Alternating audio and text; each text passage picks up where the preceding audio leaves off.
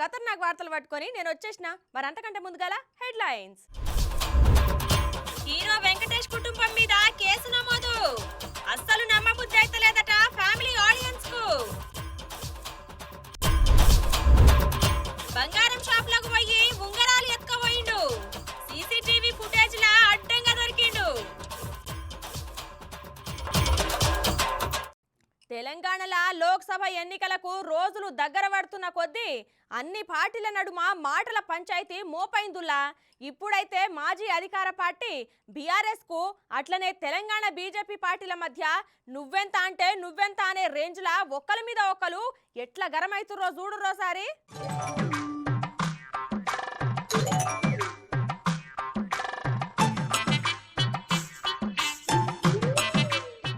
ఇక ఇప్పుడు పార్లమెంట్ ఎన్నికలు దగ్గరికి వచ్చుడుతోని బీఆర్ఎస్ బీజేపీ పార్టీల మధ్య మాటల మంటలు రేగినాయిలా. ఇప్పుడు కేటీఆర్ బండి సంజయ్ల లొల్లి మళ్ళొకసారి వైరల్ అయినాయి. మొన్న కరీంనగర్ లో మీటింగ్ పెట్టి సంజయ్ ని కేటీఆర్ అరుచుకుంటే ఈసారి మీడియా ముంగడికి వచ్చిన సంజయ్ కేటీఆర్ ని అట్లనే మాజీ ముఖ్యమంత్రి కేసీఆర్ ను కలిపి అరుచుకున్నాడు.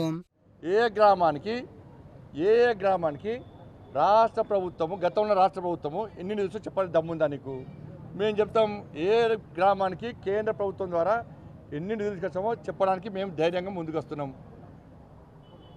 రమ్మని మీ అయ్యాను బండి సంజయ్ బడి కట్టిండా గుడి కట్టిండా అని యాదాద్రి కట్టినా అంటున్నాడు.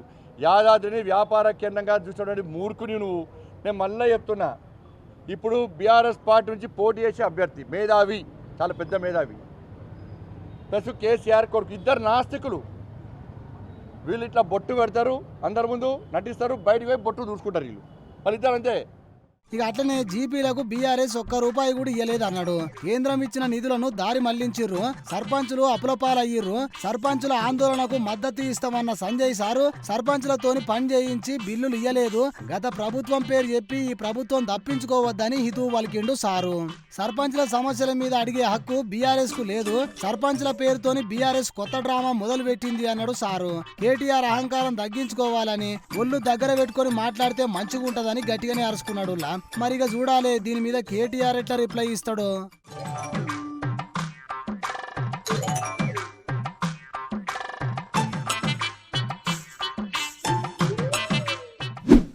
అర్రే కాంగ్రెస్ పార్టీ గెలిచి 2 నెలలు కాకముందే ఏదో ఒక తీర్లా కాంగ్రెస్ పార్టీని చిన్నగా చూపెట్టే పని అయితే ముంగటేసుకున్నాడు BRS working president KTR sir. ఇక రోజుకో దిక్కున కార్యకర్తలతోని మీటింగ్ పెట్టుకుంటా కొన్ని రోజులల్లా వచ్చే పార్లమెంట్ ఎన్నికలకు రంగాన్ని సిద్ధం చేసుకుంటా పోతున్న కేటీఆర్ ఈ తాపకి రంగారెడ్డి జిల్లా చేవేళ్ల కేంద్రంలో బీఆర్ఎస్ పార్టీ కార్యకర్తలతోని మీటింగ్ పెట్టి అధికార కాంగ్రెస్ పార్టీని ఎట్లా ఏమనుకొచ్చిండో చూడుర్రి.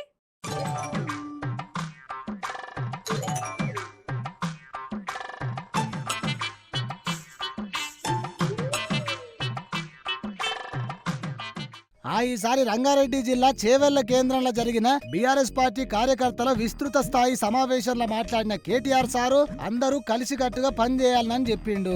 ఈసారి అక్కడ ఎంపీ రంజిత్ రెడ్డిని మళ్ళొక పారి గెలిపించి పార్లమెంట్ కు వంపుర్రి అని చెప్పిన సారు ఇగో ఇట్లా చెప్పుకొచ్చిండు. నిన్నగాక మొన్న జూబ్లీహిల్స్ కాన్స్టిట్యున్సీలో ఒక మీటింగ్ ఉంటే ఆడికి పోయినాక బయటకు వచ్చే వరకు మొత్తం ట్రాఫిక్ జామ్ ఉంది. నా కారు ఇరుకపోతే ఇంకా బయట ఆయన ఆటో ఉంటే ఆటోలో నేను ఎమ్మెల్యే గారు ఆటో ఎక్కినాం. ఆటోలో తెలంగాణ భవన్ పోయినాం.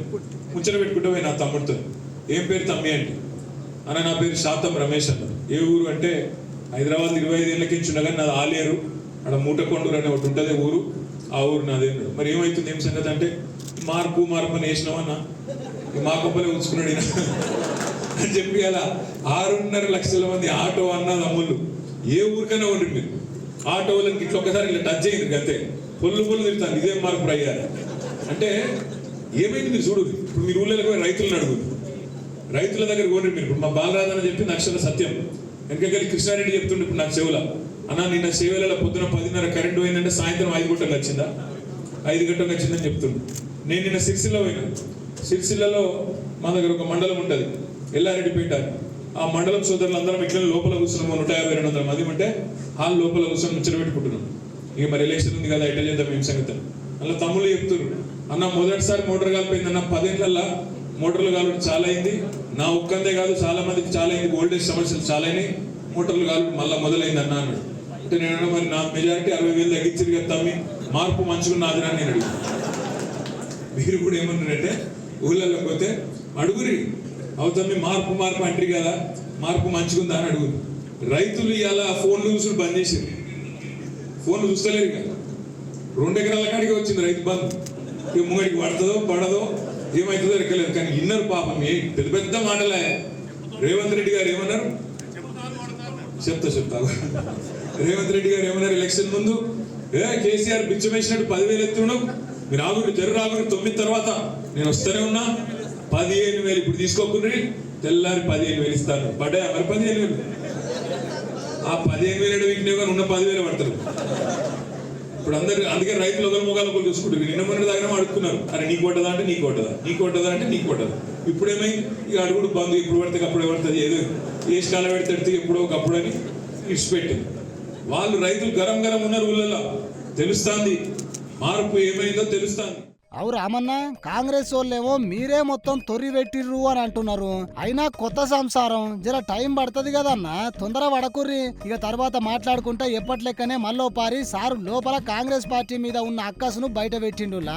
కాంగ్రెస్ గవర్నమెంట్ గురించి మాట్లాడుకుంటా గిసొంటోళ్ళ చేతిలో రాష్ట్రం పెట్టే సరే నడవని వాళ్ళు నడపని, మనకేం ఇబ్బంది లేదు, మనకేం ఈర్ష లేదు, ద్వేషం లేదు. ప్రజలు మనకు 10 ఏళ్ళు ఇచ్చిర్రు, వాళ్ళకి 5 ఏళ్ళు ఇచ్చిర్రు. మరి 5 ఏళ్ళు నిలుపుకుంటారా, ఏం చేస్తారు వాళ్ళని చూడాలి, మనం కూడా చూడాలి. చూద్దాం ఎట్లా రాస్తుందో, రేపు ఏమవుతుందో మనకు కూడా తెలియదు, వాళ్ళకు కూడా తెలియదు. చూద్దాం.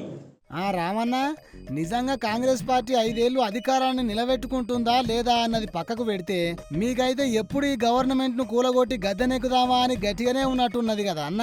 ఒక్కటే పని చేద్దాం, కాంగ్రెస్ పార్టీని ప్రజాక్షేత్రంలో చీల్చి చెండాడుదాం. ప్రజలకు ఇచ్చిన హామీలు నిలబెట్టేదాకా, ఒక్కొక్క హామీ నిలబెట్టేదాకా వెంటాడుదాం. తప్పకుండా నాకైతే విశ్వాసం ఉంది, ఎక్కువ సమయం పట్టదు. ఇప్పటికే ప్రజలు చూస్తున్నారు, బస్సులలో మరి లేడీస్ కొట్టుకుంటుంటే మనకు చూస్తే మనకే మంచిగా అనిపిస్తలేదు. అటు బస్సులలో లేడీస్ బాధపడుతున్నారు, ఇటు టికెట్ కొనుక్కున్న మొగోళ్ళు కూడా బాధపడతారు, బయట ఆటో వాళ్ళు బాధపడుతున్నారు, ఊళ్ళకి పోతే రైతులు బాధపడతారు. వాళ్ళు బాధపడుతుర్రో లేదో గానీ నీకైతే మస్తు బాధ అవుతున్నట్టున్నదే రామన్న. మరి ఈ ముచ్చట చూసిన కాంగ్రెస్ వాళ్ళు ఎట్లా రిప్లై ఇస్తారో చూడాలి మరి.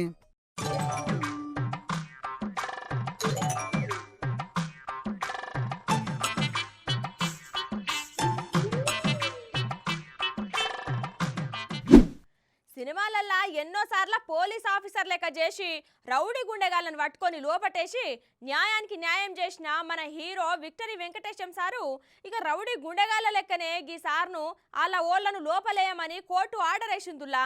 అగో అంతగానం ఏం తప్పు చేసిండు కావచ్చు సారు, కోర్టు గట్లెట్లా ఆర్డర్ వేసిందో చూడు రోసారి.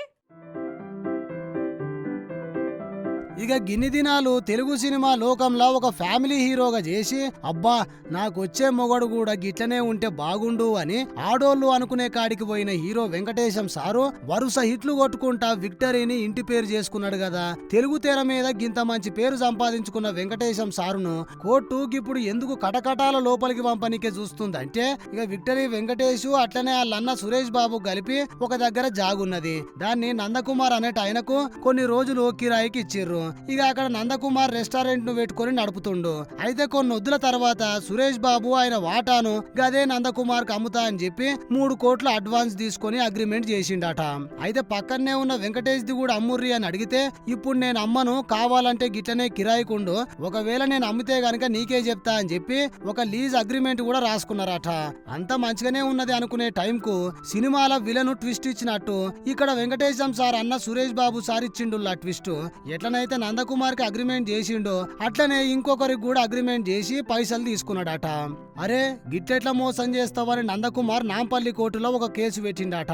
ఆహా, మా జాగలో ఉండుకుంటా మా మీదనే కేసు పెడతావా అని గుస్సా అయిన దగ్గుపాటి ఫ్యామిలీ వాళ్ళు ఒక 60 మంది బాడీ గార్డులను పెట్టుకొని అక్కడ ఉన్న డెక్కన్ కిచెన్ హోటల్ ని జేసీబీ పెట్టి కూలగొట్టిర్రు.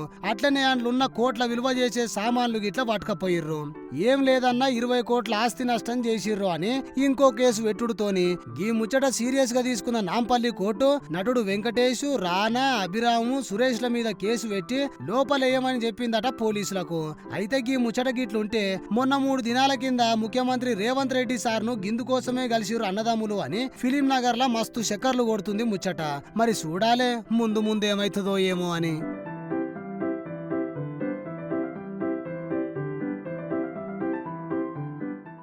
సినిమాల హీరోలు కొత్త కొత్తగా ప్లాన్ చేసి స్మగ్లింగ్ చేసినట్టు బయట సుత దొంగలు కొత్తగా ప్లాన్ చేసి చెప్పుల కింద బూట్ల లోపట సూట్ కేసు హ్యాండిలు ఆడోళ్ళ బ్యాగులు బట్టల లోపట గిట్లా ఎట్లా పడితే అట్లనే బయటి దేశంలోకించి వజ్రాలు బంగారం వెండి గిట్లా విలువైన వాటిని మూడో కంటికి తెలవకుండానే దేశాలు దాటిస్తారు కదా. గట్లనే ఇప్పుడు కొంతమంది ఇగో గిట్లా కొత్తగా ప్లాన్ చేసి పట్టుకొస్తే చూడురు ఏమైందో.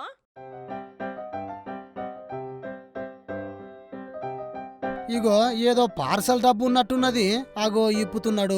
గదేదో యాప్ లో బుక్ చేస్తే అప్పట్లో కంకర రాళ్ళు ఇటుక పిల్లలకి ఇట్లా వచ్చినాయా ఏంది? సరే చూద్దాం పార్రి. అసువంటివి ఏం లేవు, ఏవో డబ్బాలున్నాయి. ఆ డబ్బా మీద జిన్వెన్ అని రాసి ఉంది. ఇక డబ్బాలు తీస్తుండు. 1 2 3 4 5 6 7 8 డబ్బాలు తీసిండు అందులోకెళ్ళి. అగో ఆ పెద్ద డబ్బాలకెళ్ళి తీసిన చిన్న డబ్బాను కూడా ఇప్పుతున్నాడు. ఇప్పిండు. ఏదో ఎలక్ట్రిక్ మీటర్ తీసిండు. దీని పాడుగాను దాని నట్లు కూడా ఇప్పుతున్నాడు. మొత్తానికైతే తిప్పలు పడి నట్లు మొత్తం ఇప్పిండు. ఇక ఇప్పుడు ఏం చేస్తారు కావచ్చు అనుకుంటుర్రా? నాకు మాత్రం ఏమెరక, చూద్దాం పార్రి. అగో టెస్టర్ తీసుకొని బర్ర గీకుతున్నాడు. అరే కొత్త వస్తువును గట్ల గీకుతున్నారేంది? ఏం చేస్తున్నారయ్యా మీరు? అసలే సమజ్ అయితే లేదు. ఇక లాభం లేదు. చూద్దాం పారి మొత్తం.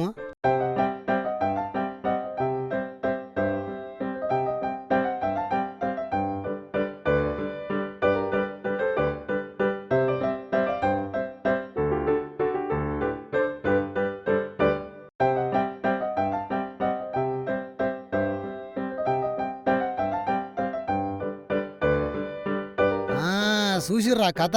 చూసినాం గాని ఏం అర్థం కాలేదురా వారి అంటారా? ఇక ముచ్చట చెప్తా ఇనుర్రి. ఇప్పుడు మనం చూసింది బంగారం వెండి. ఏం లేదన్నా 16 కేజీల బంగారము 39 కేజీల వెండి ఉన్నదట అన్లా. అమ్మరకొండ ఏమి కమత్ చేసిర్రు అని నోరెల్లబెట్టుకున్నారు కాదు. ఇక హాంకాంగ్ కెళ్ళి ఢిల్లీ వచ్చిన ఈ పార్సల్లా బంగారం వెండి ఉన్నదని గుర్తించిర్రట DRI బృందాలు. ఎలక్ట్రిక్ మీటర్స్ లా బంగారంతోని వెండి దాచిపెట్టి ఢిల్లీకి పార్సల్ చేసిర్రట. ఇక అధికారులకు ఏమాత్రం డౌట్ అనుమానం రాకుండా ఎలక్ట్రిక్ మీటర్స్ పై భాగంలో బంగారంతోని వెండి కోటింగ్ వేసి దాని మీద నల్లటి పెయింటింగ్ రుద్దిరాట స్మగ్లర్లు. దొరకకుండా దొరలం అయిదాం అనుకున్నట్టున్నారు గాని DRI వాళ్ళకు దొరికి గిట్ల దొంగలయ్యిర్రు. మళ్ళో పారి క్లియర్ కట్ గా వీడియో చూడుర్రి.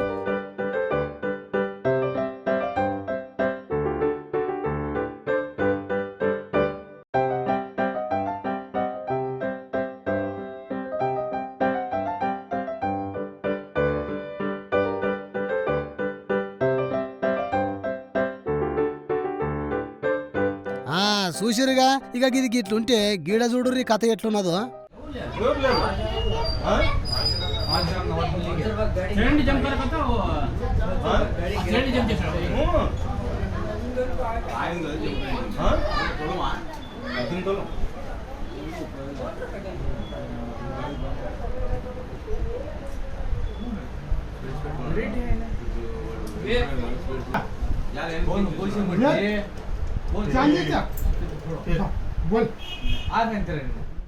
ఇక బంగారు దుకాణంలోకి వచ్చి ఏం సేటు బంగారం తీసుకోవాలని అనుకుంటున్నా, ఇదెంత ఏంది అని ఓనర్ తోని బేరమాడుతున్నట్టున్నాడు పోరడు. గంతే కదా అనుకుంటురులే. ఇప్పుడు గీ వీడియో చూడుర్రి.